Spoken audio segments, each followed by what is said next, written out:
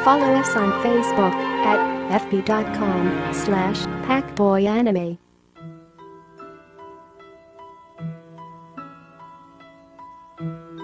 Sarah, meron sana akong hihingin pabor sa'yo. At ano namang pabor yun, Lavinia? Kayang-kaya mo ito. Isali mo sa wikang Pranses ang sulat na ito. Kailangan ko to bukas. Ha? Itong sa akin din, at ito na rin sa akin.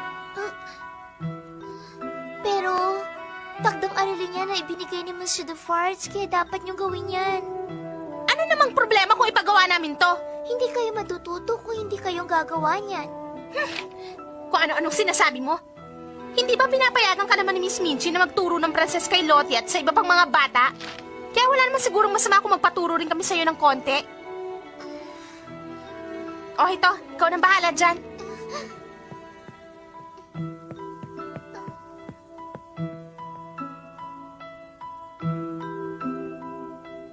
Gawin mo rin sa akin. Rin sa akin, ha?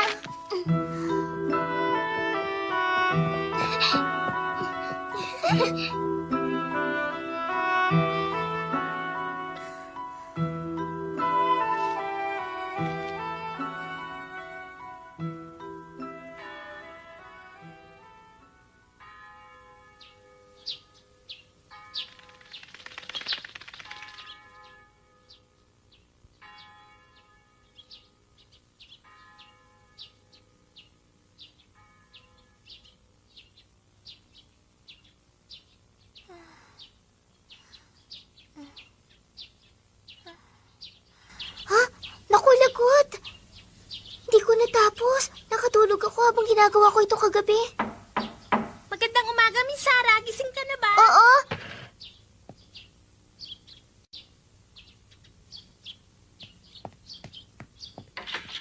Magandang umaga, Becky. Kailangan na nating bumaba. Baka pagalitan tayo ni Mrs. Molly. Oo, sige.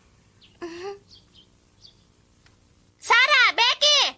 Malapit na bumaba ang mga estudyante. Bilis-bilisan niyo ang kilos niya! Opo, Miss Molly.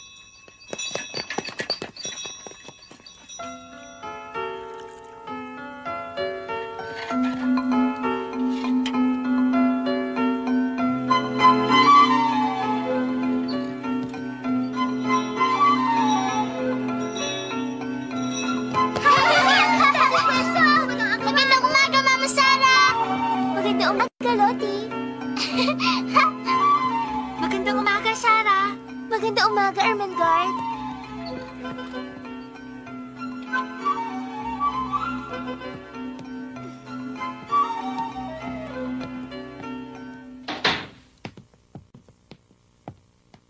O ano, Sarah?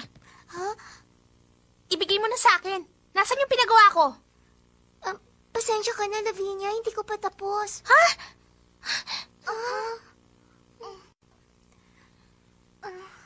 Paano na yan? Matatapos mo ba yon?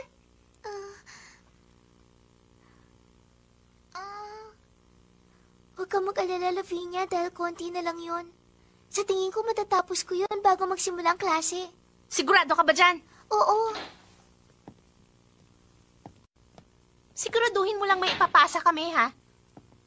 Huwag mo kalilimutan kung nilagot ka. Magandang umaga po, Miss Minchin! Magandang umaga, mga bata. Magandang umaga po, Miss Minchin.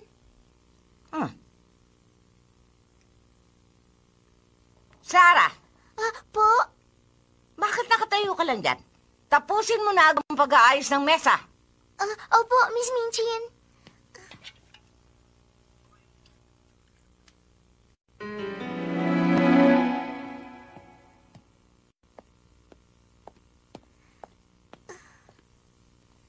Miss Sarah, ako nang gagawa niyan. Tapusin mo na yung mga sulat na pinagagawa nila Lavinia para hindi sila magalit sa'yo.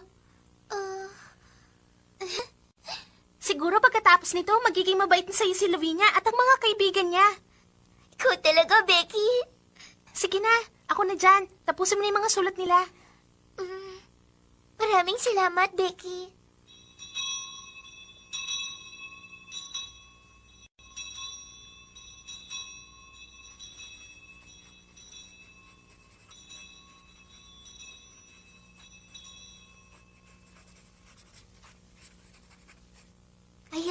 Tapos na.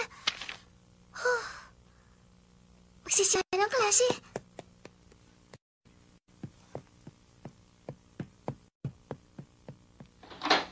Talaga? Ano ba? Bakit ngayon ka lang? Pasensya na, pero natapos ko naman ang mga sulat. Eto, oh. Nasaan yung sa amin ni Gertrude? Ito yung sa inyo. Oh, ito yung sa'yo. Wow, aba, ang ganda ng pagkakasalin. Anak ang alagay ng isang Pranses. Oo nga. Siya, sige na. Pwede rin sa akin tong ginawa mo.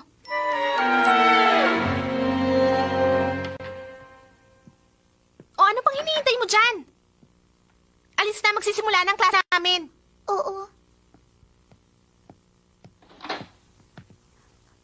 Monsieur Defarge. Oh, bakit nandito ka, Miss Sarah? Hindi ba sa kabila ang silid-aralan ng maliliit na bata? Opo, pasensya na po.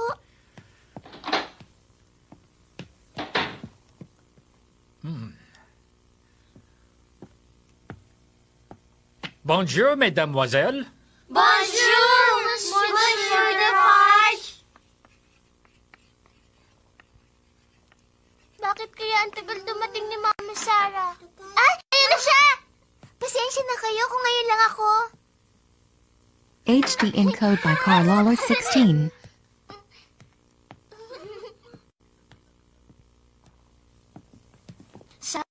Inaway ka ba ulit nila Lavinia? Huwag kang mag-alala, Ermengarde. Hindi nila ako inaway. Gagamitin natin ang picture book na ito sa pag-aaral. Wow! Ano, mga bata? Ginawa niyo ba ang takdang aralin na ibinigay ko sa inyo? Miss Lavinia, Miss Jessie, Miss Gertrude, hindi ba pinagawa ko kayo ng sulat para sa mga magulang ninyo sa wikang Pranses? Nagawa ba ninyo ang mga sulat? Oui, Monsieur Defarge. Oui, oui. Magaling. Ngayon, Miss Jessie. Apo. Hindi, diyan ka lang. Po?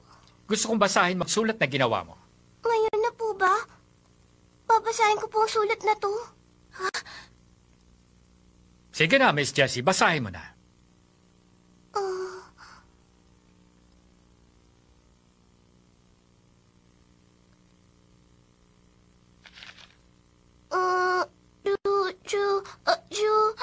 Ano nga ba ito?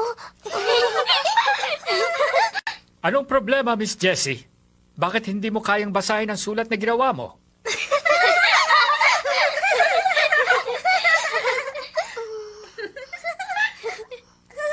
Sige, maupo ka na. Miss Gertrude. Po. Ikaw na. Opo, sandali lang. Ikaw rin.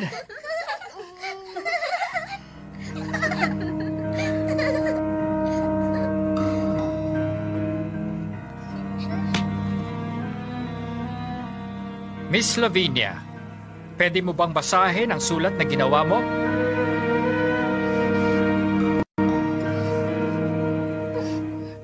Oh, bakit? Ayaw mo bang basahin ang sulat mo? O sige, kung ayaw mo, ako na lamang ang magbabasa ng sulat mo.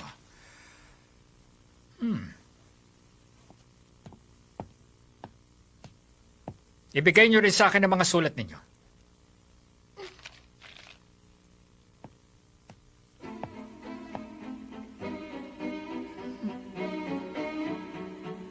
Sandali. Maganda. Napakaganda ng pagkakagawa ng mga sulat na ito. Kaya lang dapat, nung pinagawa ninyo ang mga sulat na ito kay Miss Sarah, nagpaturo na rin kayo kung paano ito basahin.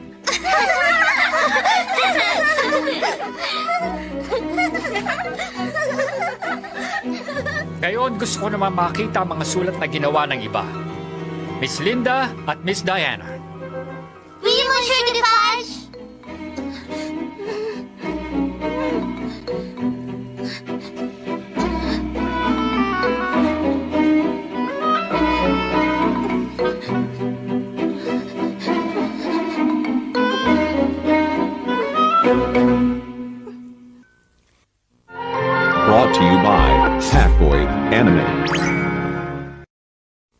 Leglis! Sabay-sabay nga kayo? Leglis! Magaling! Yun ang pranses ng simbahan. Huh?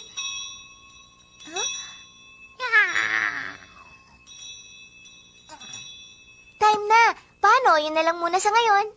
Nag-e-enjoy pa ako eh. Mag-aaral pa tayo ng maraming princess, Mama Sarah. Sa ngayon, yan na lang muna. Au revoir, mademoiselle. Au revoir, Monsieur Defarge. Ika na!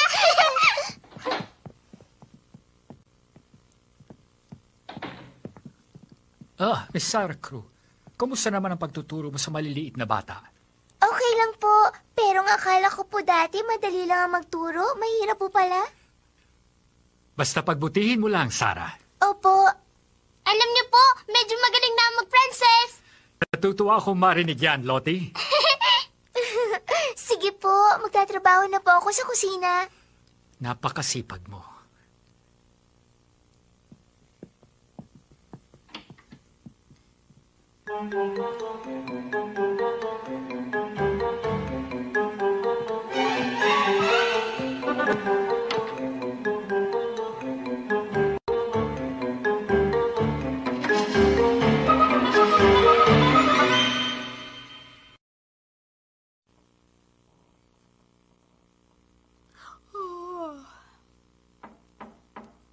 Bukas yan.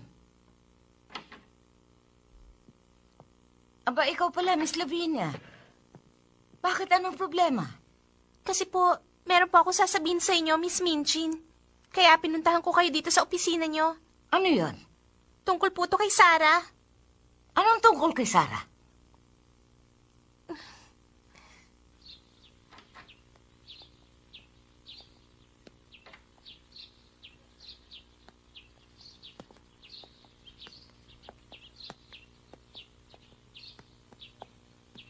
Sige, Becky, mamamalengke na ako.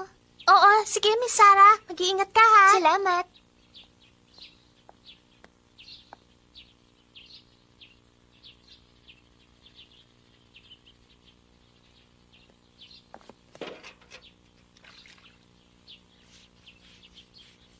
Ano ka mo? Binibigyan ng espesyal na atensyon ni Monsieur Defarge sa Sarah Crew? Opo, ganun na nga po. Binigyan pa nga po ni Monsieur Defarge si Sarah ng isang librong Pranses, Miss Minchin. Maniwala kayo. Totoo po ang sinasabi ko. Ginawa yun ni Monsieur Defarge? Pasensya na, Miss Minchin. Kaya lang, hindi ko na po matatagalan ang pinapakita ni Monsieur Defarge. Hindi na po estudyante dito si Sarah, pero espesyal pa rin ang turing niya sa kanya. At kapag hinayaan niyo po itong magpatuloy, susulatan ko na si Mami at magpapalipat na ako ng eskwelahan. Sandali, Miss Lavinia.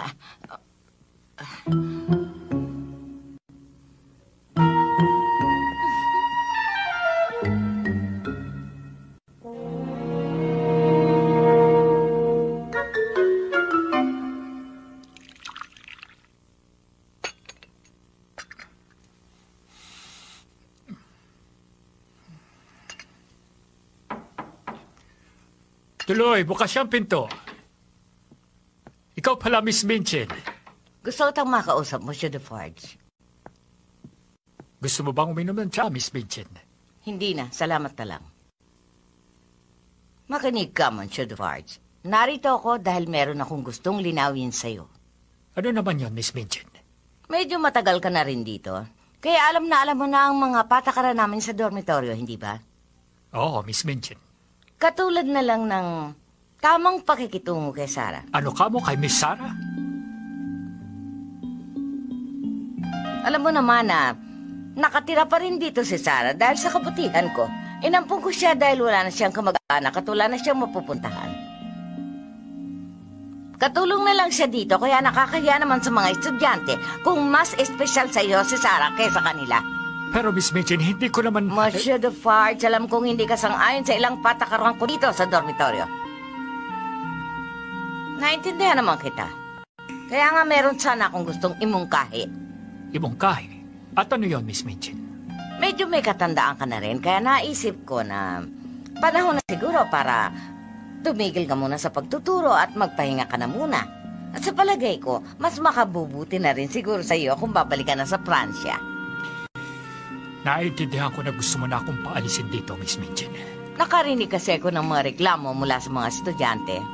Pasensya na, Monsieur Defarge, pero kailangan kong paalisin ang teacher na ayaw nila. Gusto na yata nila ng bagong teacher.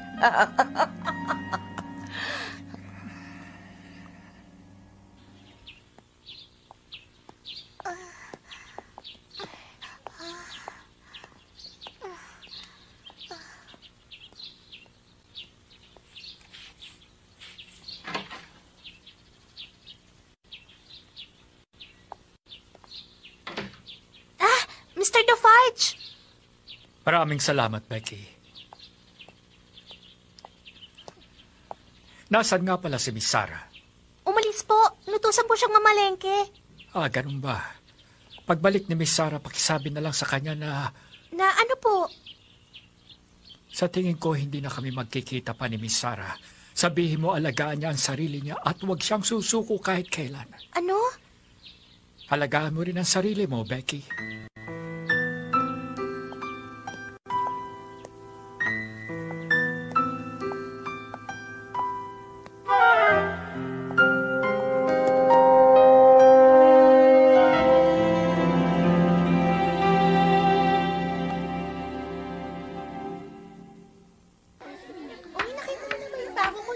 Tumahimik kayo! Tahimik, mga bata! Makinig kayo. Ang teacher nyo sa Pranses na si Monsieur Defarge ay umalis na dito. Kaya mula ngayon, hindi na siya magtuturo sa inyo ng Pranses. Wala kayong dapat ipag-alala, mga bata. Dahil nakahanap na ako ng bagong magtuturo sa inyo ng Pranses. At alam ko magugustuhan niyo siya. Naku, may baba na pala tayo. Teacher, sino ka naman pala? Gusto ko siya, magaling siya magturo eh. Sa tingin niyo, ano kaya nangyari? Bakit nga kaya biglang pinalitan si Monsieur Defarge? Hindi ako makapaniwala. Magkakaroon tayo ng bagong teacher? Titigil na kaya si Miss Sarah sa pagtuturo? Hindi pwede, tuturuan niya pa rin tayo. Si Monsieur Defarge? Pero bakit naman kaya? Ang sabi niya, hindi na tayo magkikita. Alagaan mong sarili mo. Ano? Sinabi niya yun? Hindi, Monsieur Defarge. Pasensya na, Becky. Miss Sarah! Miss Sarah.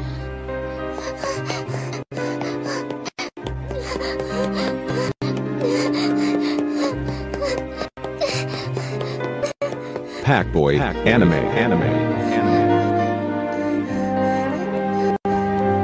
Oo, yun.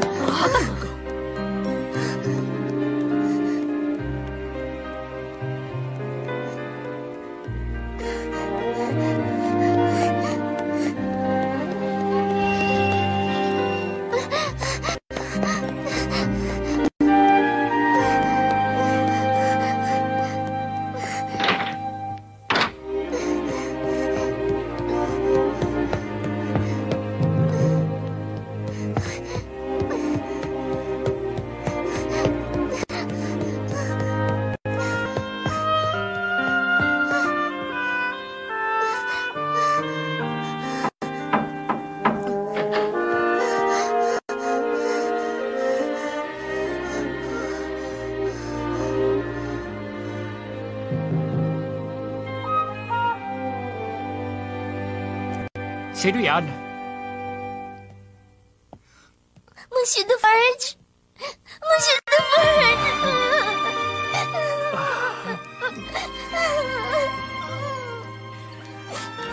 Tahan na, Miss Sarah.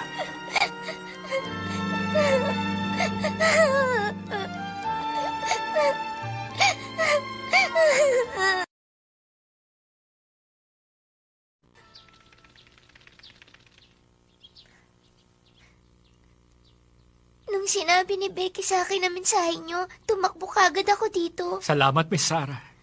Monsieur Defarge, alam ko po ang dahilan. Hindi. Huwag mong isipin ikaw ang dahilan kung bakit ako aalis. Ang totoo, matagal ko na rin pinag-iisipan ito. Masaya naman ako dito sa London, kaya lang nahihirapan ako kapag taglamig. Alam kong naintindihan mo ako. Matanda na rin ako. At isa pa, gusto ko rin kasing balikan ang pamilya ko na nasa Pransya. Lagi kong naalala ang magandang bansang pinanggalingan ko. Balang araw gusto rin kitang ipasyal doon, Miss Sarah. Pero Monsieur Defarge, hindi ko pa alam ang gagawin ko. Ngayong aalis na po kayo sa paaralan ni Miss Minchin.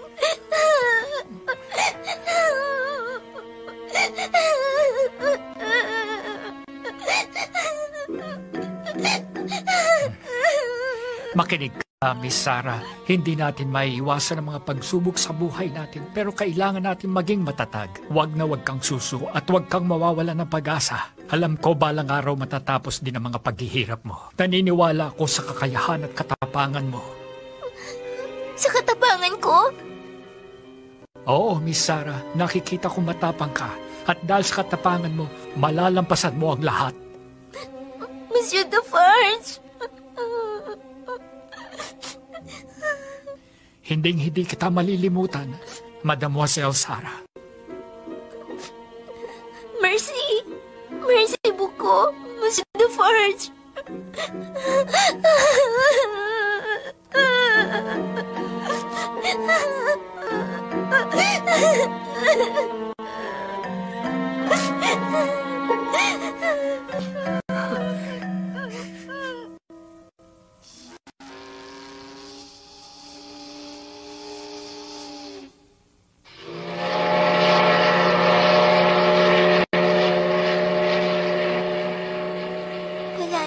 Monsieur Defarge.